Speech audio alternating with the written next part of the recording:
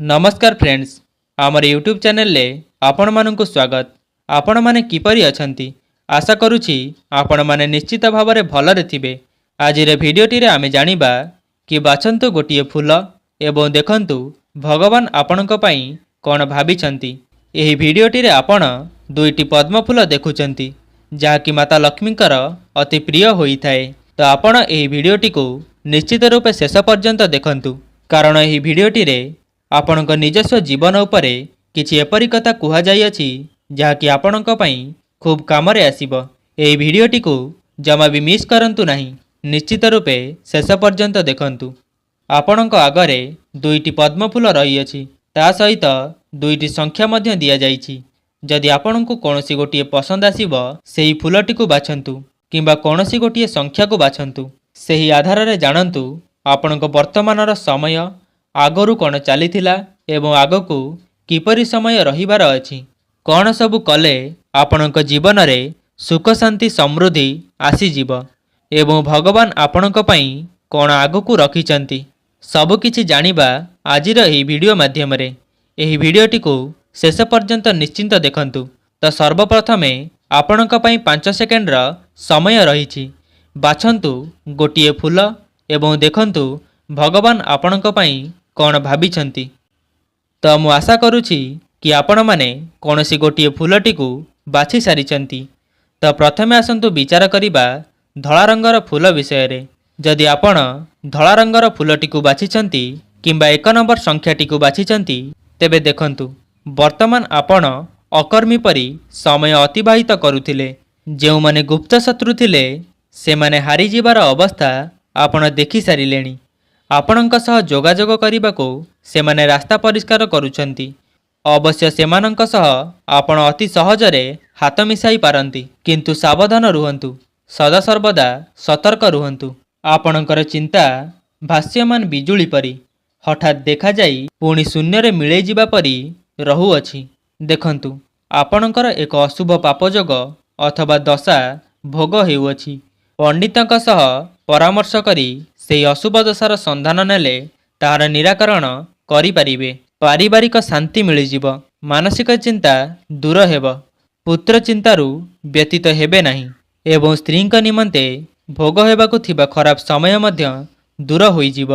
शुणंतु वर्तमान आपणक गंतव्य पथ विपदवान होइछि। शत चेष्टा कले मध्य सुफल पाई पारु नाहंती। बहुत घटना रे उद्वेग प्रकाश पाउअछि। आपण एते अस्थिर चित्त जे समस्त क्षेत्र में हेबाकु थिबा असफलता आपणको देखा जाउछि। वर्तमान आपणक मनर भाव अलसुआ अटे। एही भाव आरंभ होइतिला गत 5 वर्ष तले, कारण सेही समय रे आपण बारंबार कार्य असफलता पाई मौन होई जाउथिले। देखंतु समय सदा सर्वदा समान रही न थाए।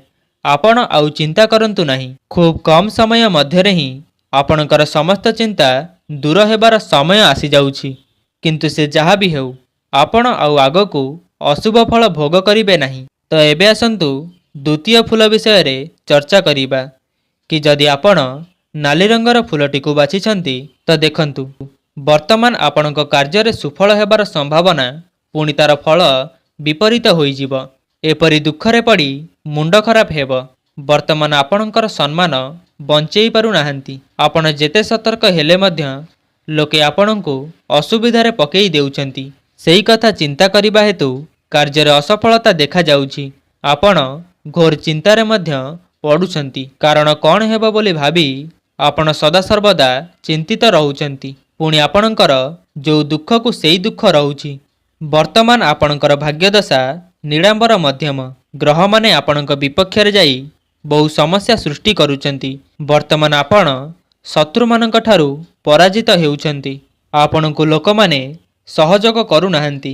शरीर रोग जंत्रणा रे कष्ट पाउछि। एपटे अर्थ मध्य विपरीत दिगरे खर्च हेउछि।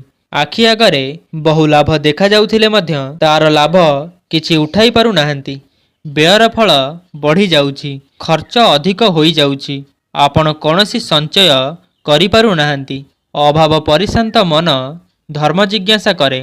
सेथिपाई आपण धर्म कर्म रे खूब मन लगेई देउथिले, किंतु शुभाशुभ गठन करि पारिले नाही, कारण आपणकर ग्रह दशा ନିତ୍ୟାନ୍ତ ଅଶୁଭ ହିଁ ଚାଲିଥିଲା। ସେଥିପାଇଁ ଏପରି କିଛି ଆପଣଙ୍କୁ ଭୋଗିବାକୁ ପଡ଼ିଛି।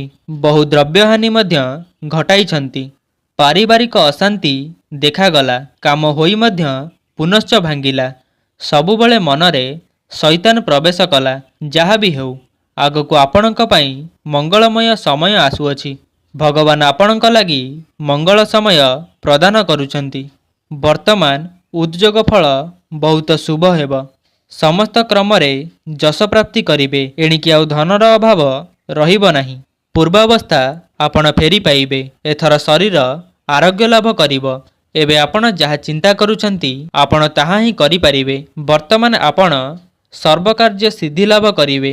ଯେଉଁ କାର୍ଯ୍ୟ ପାଇଁ ଆପଣ ତତ୍ପର ଥିଲେ ତାହା ଆପଣଙ୍କୁ ବହୁ କମ୍ ସମୟରେ ପ୍ରାପ୍ତ ହେବ। ଭଗବାନ ଯାହାକୁ ସାହାଯ୍ୟ କରନ୍ତି ତାଙ୍କ ପାଇଁ ଶତ୍ରୁ ବା କ'ଣ କରିପାରେ?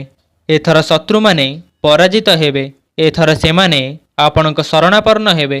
ଏବେ ଆପଣ ସମସ୍ତ କର୍ମକୁ ସ୍ୱାଧୀନତା ସହ କରିଚାଲିବେ। ଆପଣଙ୍କ ପାଇଁ ଶତ୍ରୁ ବୋଲି କେହି ରହିବେ ନାହିଁ। ବର୍ତ୍ତମାନ ଆପଣ ଯେଉଁ କଥା ପାଇଁ ଆଗ୍ରହୀ ତାହା ଖୁବ୍ ଶୀଘ୍ର ପୂରଣ ହେବାକୁ ଯାଉଛି।